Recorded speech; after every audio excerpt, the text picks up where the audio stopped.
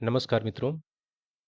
आइए देखते हैं वर्ष 2025 के नोबेल पुरस्कार किन-किन शख्सियतों को प्रदान किए गए हैं। सबसे पहले हम देखते हैं भौतिकी के क्षेत्र का नोबेल पुरस्कार किन वैज्ञानिकों को प्रदान किया गया है। तो इस वर्ष भौतिकी में नोबेल पुरस्कार 3 वैज्ञानिकों जॉन क्लार्क, मिशेल एच डेबोरेट एवं जॉन एम मार्टिनीज को प्रदान किया गया है।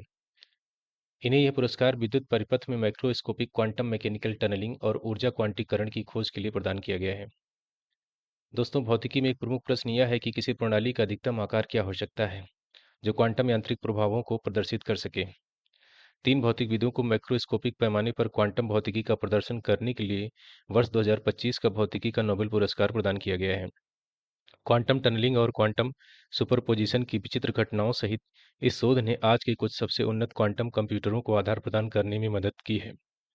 इस वर्ष के भौतिकी के नोबेल पुरस्कार ने क्वांटम क्रिप्टोग्राफी, क्वांटम कंप्यूटर और क्वांटम सेंसर सहित क्वांटम प्रौद्योगिकी की अगली पीढ़ी के विकास के अवसर प्रदान किए हैं। अगला पुरस्कार है रसायन के क्षेत्र का नोबेल पुरस्कार। तो मित्रों, इस वर्ष रसायन विज्ञान के क्षेत्र में सुसुमु कितागावा, रिचर्ड रॉबसन और उमर एम यागी को प्रदान किया गया है।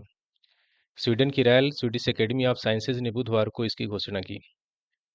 इन वैज्ञानिकों को यह पुरस्कार धातु कार्बनिक ढांचों के विकास के लिए प्रदान किया गया है। रसायन विज्ञान के 2025 के नोबेल पुरस्कार विजेताओं ने बड़े अंतराल वाले आणविक ढांचे बनाए हैं जिनसे गैसें और अन्य रसायन प्रवाहित हो सकते हैं। इन धातु कार्बनिक ढांचों का उपयोग रेगिस्तानी हवा से पानी इकट्ठा करने, कार्बन डाइऑक्साइड को अवशोषित करने, विषाक्त गैसों को संग्रहित करने या रासायनिक प्रतिक्रियाओं को प्रेरित करने के लिए किया जा सकता है। धातु कार्बनिक ढांचों के विकास के माध्यम से पुरस्कार विजेताओं ने रसायनज्ञों को हमारे सामने आने वाली कुछ चुनौतियों का समाधान करने के अवसर प्रदान किए हैं। अगला पुरस्कार है चिकित्सा के क्षेत्र का नोबेल पुरस्कार। तो इस वर्ष यह पुरस्कार मैरी इब्रुनको, फ्रेड रैम्सडेल और सिमोन साकागुची को प्रदान किया गया है। उन्हें यह पुरस्कार परिधीय प्रतिरक्षा सहिष्णुता से संबंधित उनकी खोजों के लिए प्रदान किया गया है। उन्होंने अपने प्रयोगों द्वारा यह समझा कि प्रतिरक्षा प्रणाली को कैसे नियंत्रित रखा जाता है। शरीर की शक्तिशाली प्रतिरक्षा प्रणाली को नियंत्रित रखना बहुत जरूरी है, अन्यथा यह हमारे अपने अंगों पर हमला कर सकती है।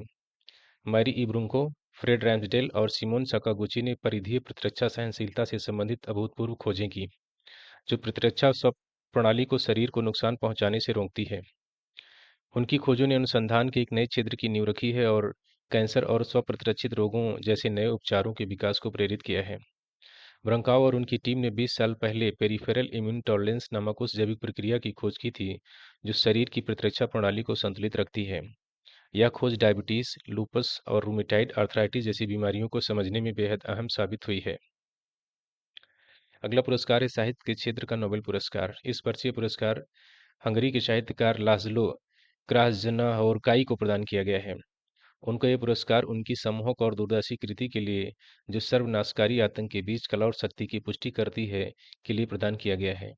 लाज़लो क्रास्जनाहोरकाई मध्य यूरोपीय परंपरा के एक महान महाकाव्य लेखक हैं जो काफ्का से थॉमस बर्नहार्ड तक फैली हुई है और अपने बेतुकीपन और विचित्र अतिरेक के लिए जाने जाते हैं। नोबेल का शांति पुरस्कार इस वर्ष वेनेजुएला की सामाजिक कार्यकर्ता मारिया कोरिना मचाडो को प्रदान किया गया है। वेनेजुएला के लोगों के लिए लोकतांत्रिक अधिकारों को बढ़ावा देने के उनके अथक कार्य और तानाशाही से लोकतंत्र में न्याय संगत और शांतिपूर्ण परिवर्तन प्राप्त करने के उनके संघर्ष के लिए ये पुरस्कार उन्हें दिया गया है। वर्ष 2025 का नोबेल शांति पुरस्कार शांति के एक साहसी और प्रतिबद्ध समर्थक को दिया गया है, एक ऐसी महिला को जो बढ़ते अंधकार के बीच लोकतंत्र की लौ जलाए रखती है। वेनेजुएला में लोकतंत्र आंदोलन की नेता के रूप में मारिया कोरिना मचाडो हाल के दिनों में लैटिन अमेरिका में नागरिक साहस के सबसे असाधारण उदाहरणों में से एक हैं।